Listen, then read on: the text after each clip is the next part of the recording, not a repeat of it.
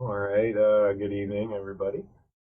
To start this off, I didn't even know when I ordered this incense that it was going to be called. If you can see that, it's meditation incense, specific meditation incense. So I figure I should probably light some in honor of our session that we're about to do together. Hope everyone's doing okay, doing safe. Got back from a walk myself. I'm just trying to walk every day, get out a little bit. Good for the circulation, good for mental health too, which is important when staying healthy. And of course, physically too. Cool. I go ahead. I'm gonna just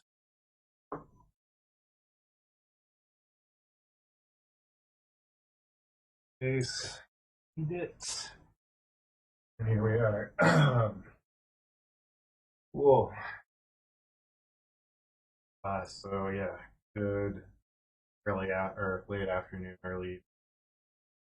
Um, so today, I posted some things online to see, saying I wasn't sure what I was going to talk about today. And no one gave me any. If you have suggestions for topics, feel free to comment or you know, um, should be. Also, please be sure to like and subscribe to my channel if you like this content, and also share it with whoever you would like to help. But yeah, so in terms of thinking what to talk about today, I had the idea to talk about suffering, a wonderful topic that a lot of people, and particularly, of course, in the Buddhist context, what does suffering? So, to start out, uh, when you first learn about Buddhism 101, everybody always talks about teachings of the Buddha, in particular the Four Noble Truths, right? So these are the things that the Buddha realized came in what diet about 1,000. So um, sorry,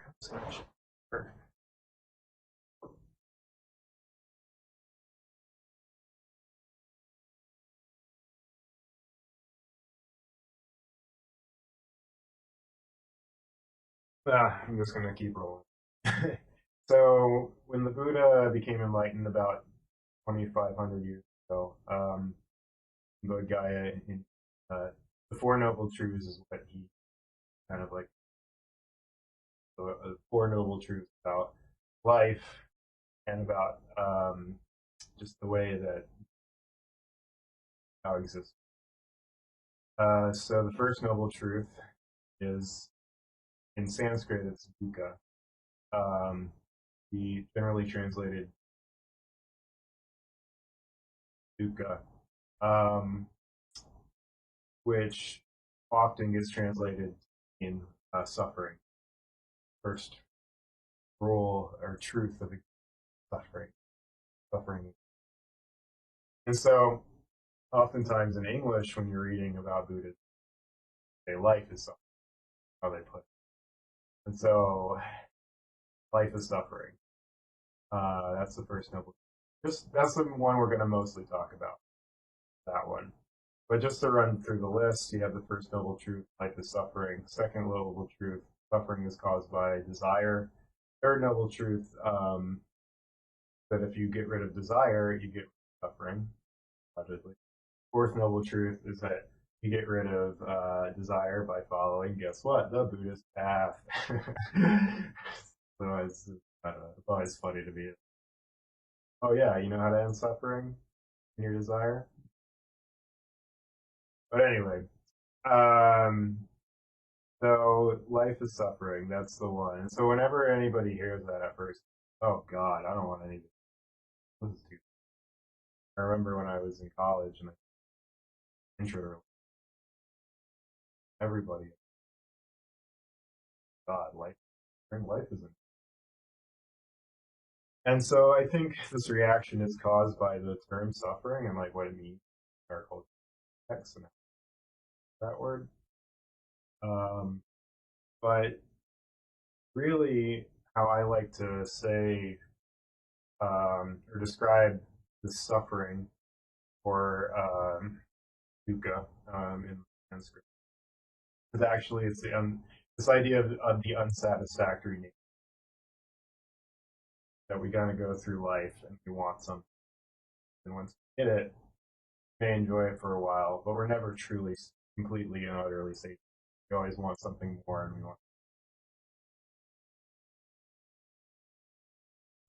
And so I feel like that kind of puts the idea of it better into perspective. But um, anything that's pleasurable, of course, and anything that is a source of pleasure, of course, also become a source of suffering too. Something to think. We've all too much of our favorite ice cream. We've all eaten too. Much. Happens when we eat too much ice cream. At first, we love it. This is great. Why would we ever want to stop eating it? Funny this much, but after a while, and it feels so good. Keep shoving your face full of ice cream. So, so that pleasurable experience that at first that you couldn't get enough of, or you thought you couldn't get enough of, all of a sudden flips around and becomes something. And so we can kind of use that idea when approaching our right.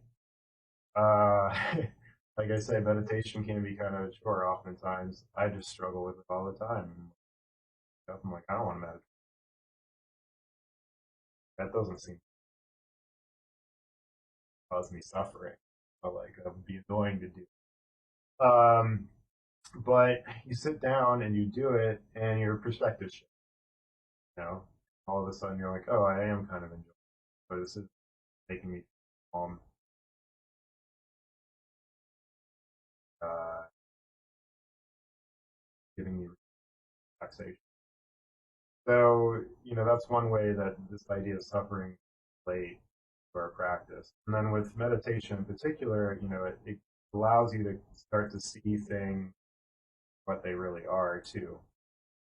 Um, so much of our suffering isn't really caused by, well, they say, actually all of our suffering is caused by external factors.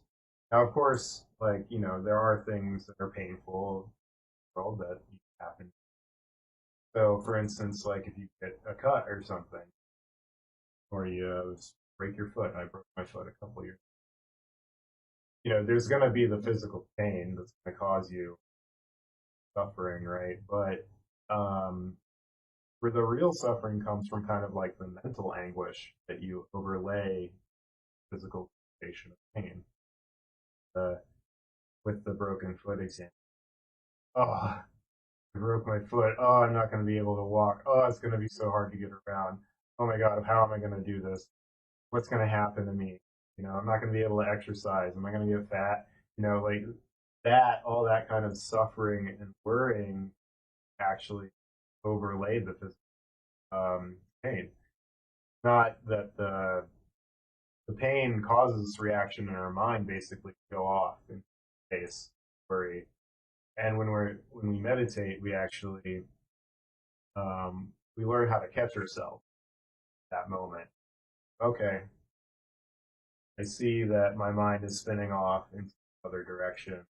When really it's just, I just have some pain in my, like, who knows how long it's going to take to heal. Yeah, it's probably going to be a pain to get around.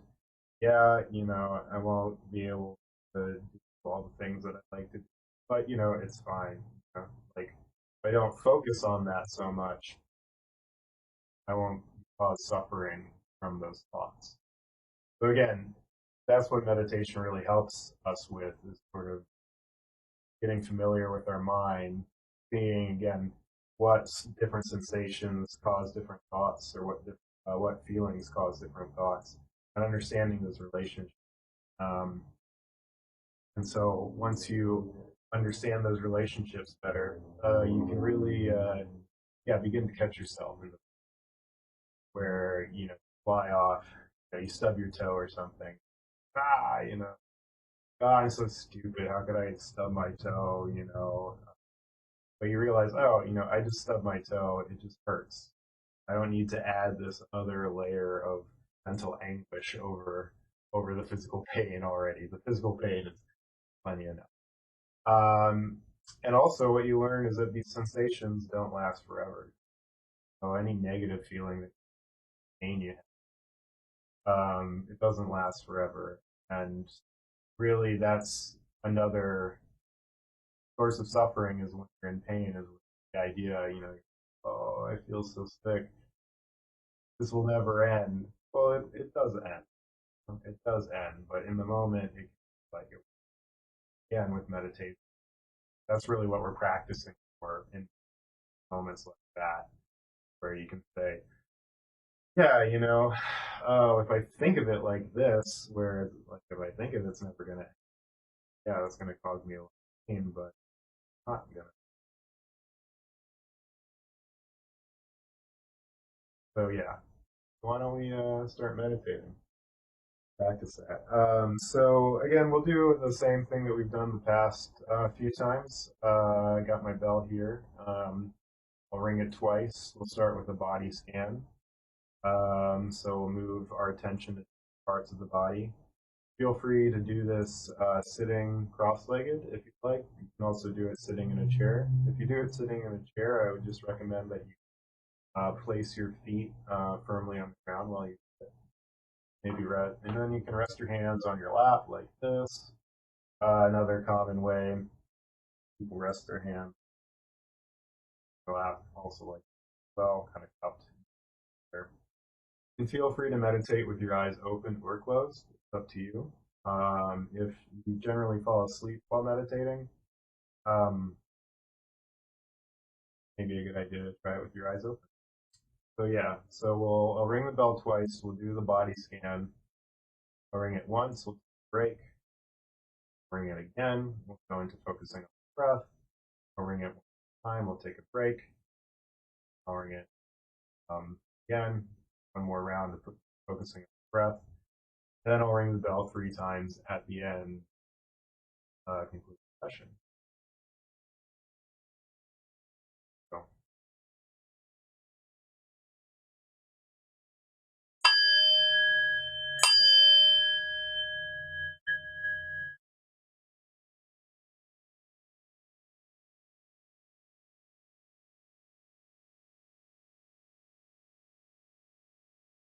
coming into our body,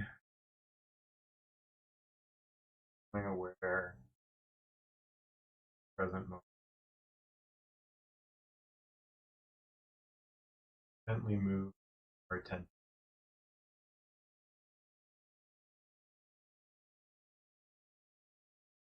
Feel your feet. Become aware of them, touching your cross,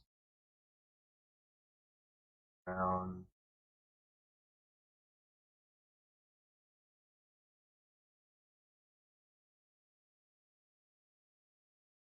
become aware of your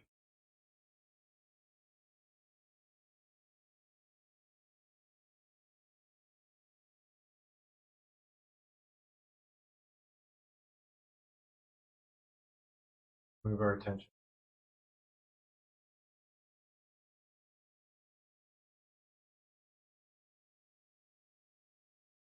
for our body, there.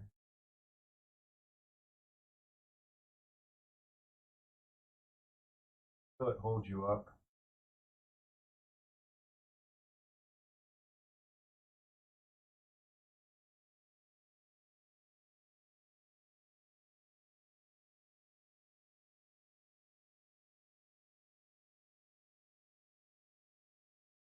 Move our attention to our belly.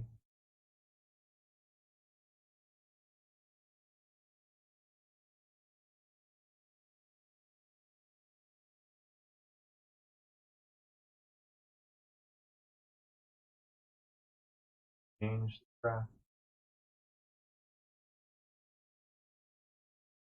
I'm aware of that.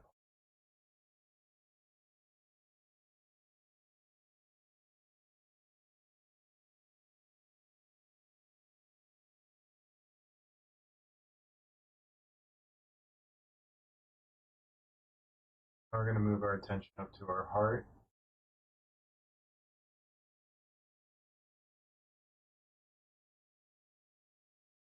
Facing the chest.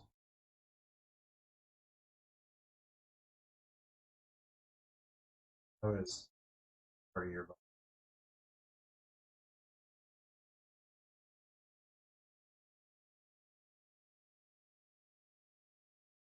Now we're going to move our attention back of the shoulders.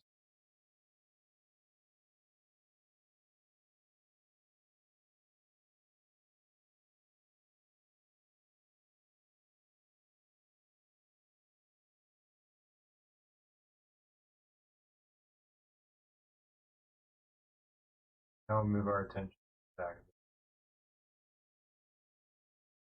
the feeling that.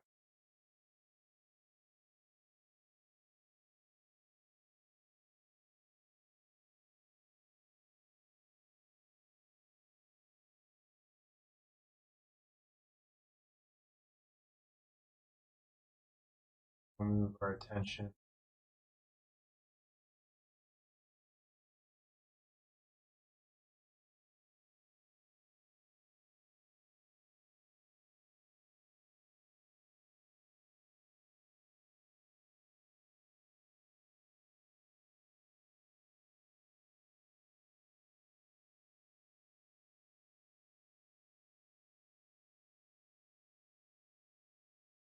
move our attention to our seat.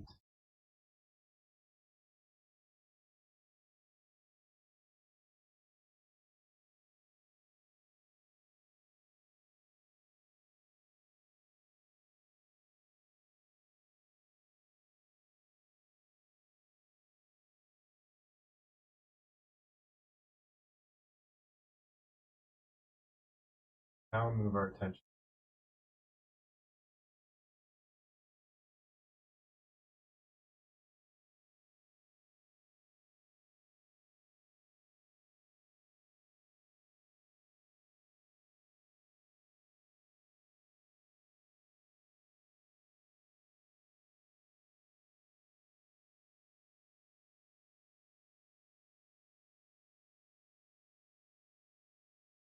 next. We'll move our attention to the heart.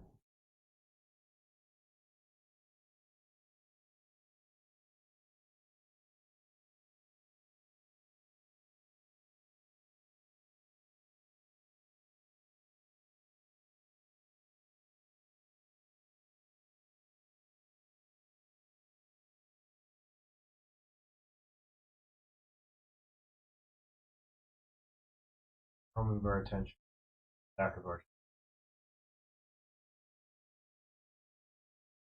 aware of that.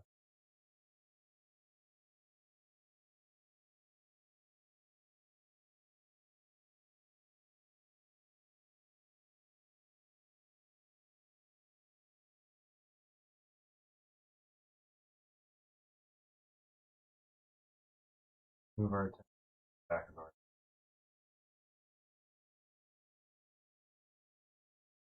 feeling of.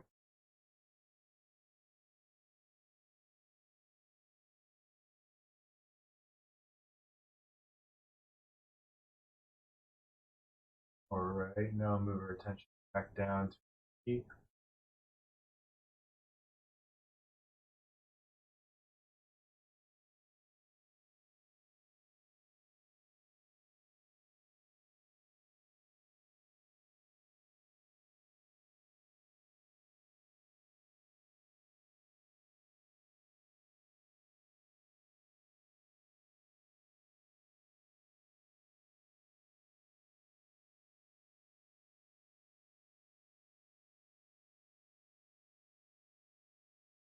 Move our attention.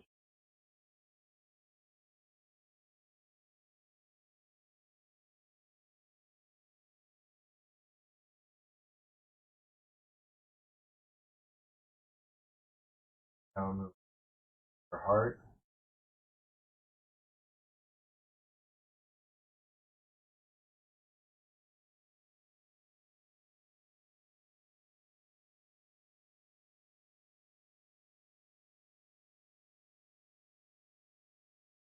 Now move our attention back of the shoulder.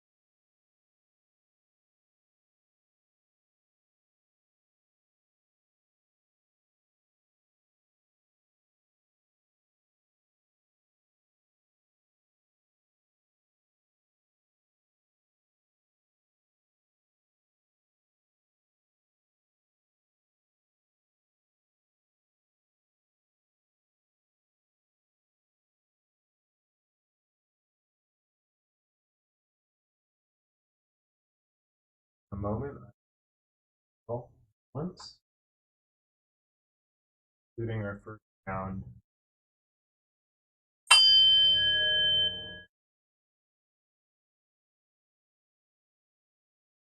All right. I'll take a break.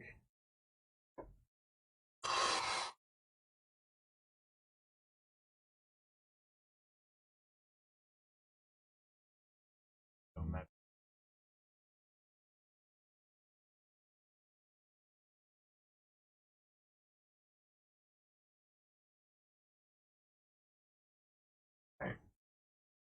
Now we'll do our second round. Again, this round will be focusing on the breath. So wherever breath is strongest in your body, people find it the strongest in their chest, or chest, or in their belly. Or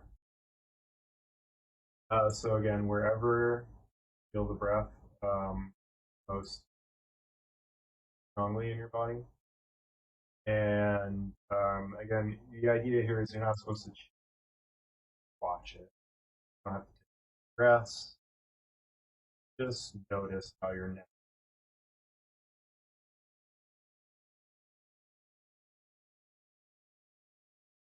Oh.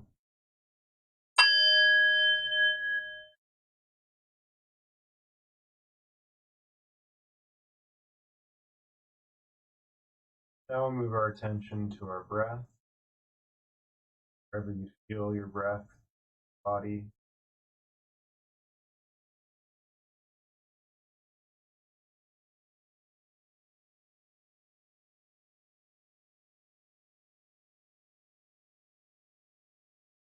Change anything about your breath.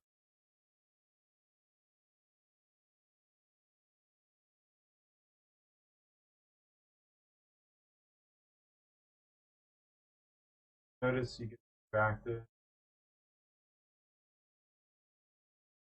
no longer focusing on the breath.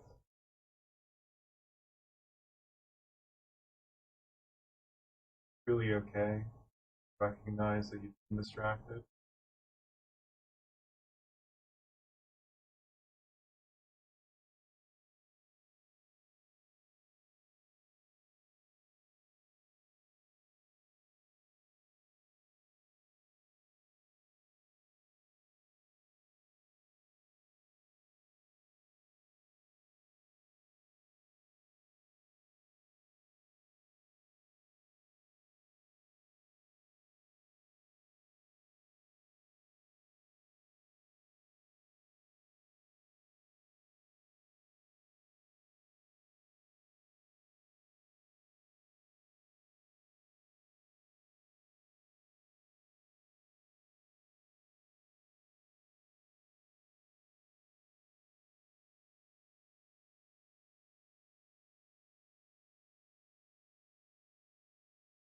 Any thoughts or mind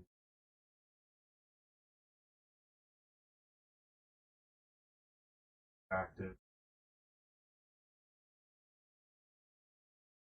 breath. Really okay. Recognize.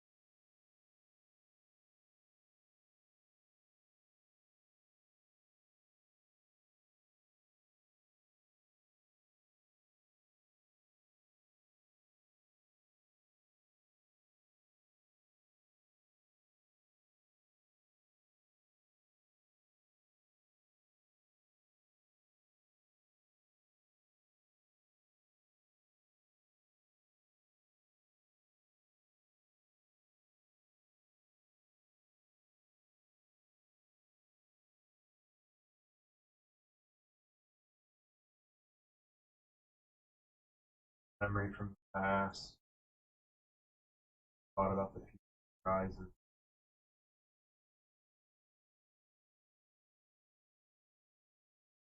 Recognize it active.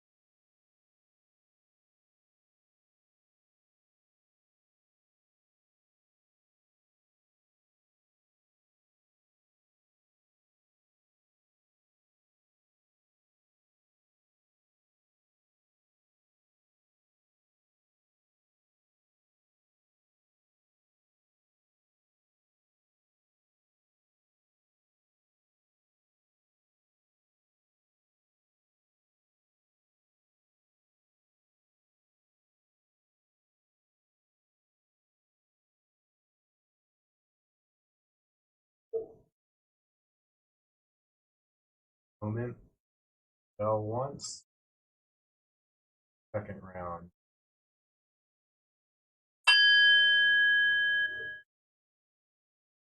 Okay. You have a stretch. A little stiff. Happen. Meditate a lot. Also, if you have any questions watching live, feel free after this round.